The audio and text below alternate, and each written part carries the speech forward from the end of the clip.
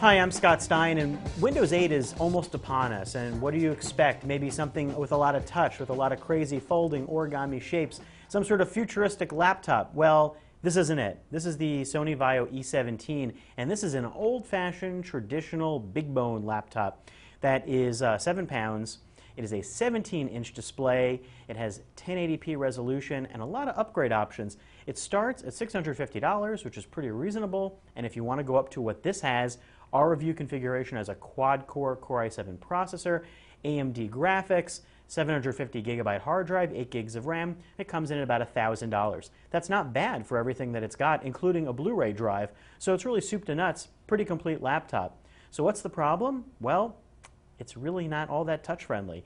Now, I never thought I'd say that because I don't really like the idea of touchscreen laptops yet, but the fact is this trackpad is really small, and Windows 8 is really designed for touch. You really want a trackpad that's as large as possible, and this one is not that small, but compared to the amount of trackpad space that you've got available here and the fact that it's offset a bit to the left, it's frustrating to use, and it's inset. I don't know if you can see it here, but it's actually a little bit lower. It's not flush, and if you're going to be doing one of those swipes for charms that comes off the edge of the trackpad, when you use Windows 8, you'll know what I mean. It's really hard to pull off on this. Now, as Seth Rosenblatt and others have pointed out, there are other ways to access the app tiles within Windows 8 and swap between. You can go up to the top of the screen, you can use a keyboard command, but I want to be able to do it the way I want to do it, and that trackpad is holding me back, and I think it would hold you back too.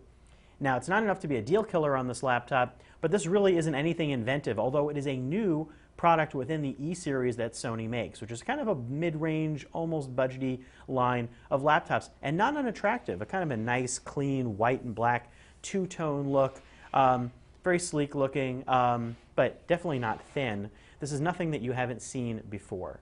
And if you want to buy into something like that now, regardless of Windows 8, and you feel like you want to get a laptop that's got a lot of bells and whistles, well, this is it. But how many people are asking for a big, large screen laptop? I'm not really, and I don't know if you are either. I'm Scott Stein, and this is a look at the new Sony Vaio E17.